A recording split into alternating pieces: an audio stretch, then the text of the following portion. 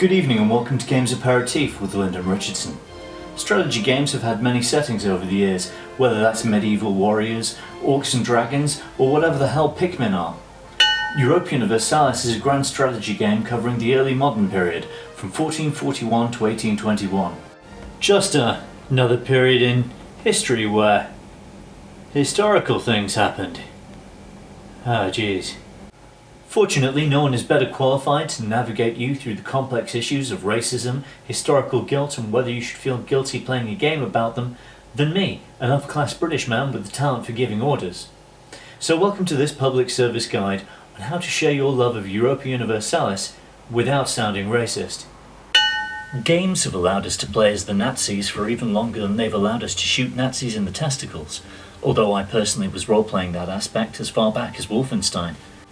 The default Europa Universalis experience is about guiding a country from a medieval backwater to a modern nation-state, ideally ending up as the biggest, baddest gangster of the 19th century.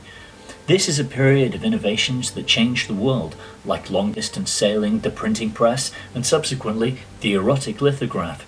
You achieve power by mastering and implementing these innovations first.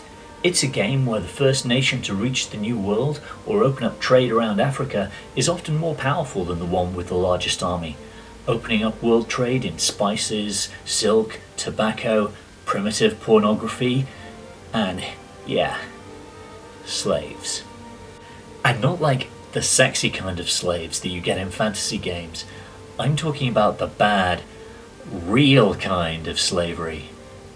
But as uncomfortable as it is, you'll probably never experience anything else that shows you how clearly slavery ended up happening, and why Europeans adjusted their moral codes to allow them to keep making money. Look, I know what it looks like, I know there's a lot of British red on this world map, but just because I like this game and it's about colonialism doesn't mean I like colonialism. Does it? It's not an empire, it's just a trade company. Yeah, that'll work. The 30 Years' War. Epic battles of faith, constant innovations in warfare and politics, millions of dead, and crucially, all reassuringly white. That's decades of guilt-free warfare. Play as Austria, become Holy Roman Emperor, marry your cousin, who's also your aunt. It sounds heartless, but whether it's Russian peasant soldiers or Indian farmers, this game isn't really about people.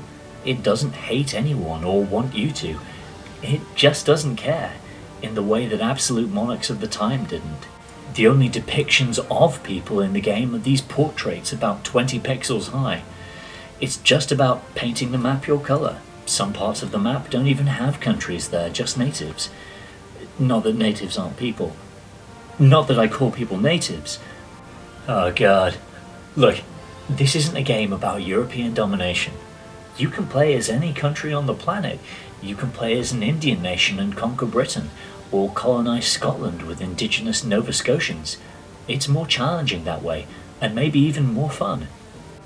Although the name of the game does actually mean Universal Europe. Huh. Actually, when I think about it in context, the name is probably the only part of the game that really bothers me. Because, yes, I think it will offend some people to see colonialism presented as the goal, but mostly because it's not even accurate. This series hasn't been just about Europeans since the second game came out in 2001, and it makes the game sound unapproachable when it's something anyone interested in history should be playing. So there you have it. Racism solved, conscience is clear. I have personally seen black people on several occasions, so you can trust me on this one.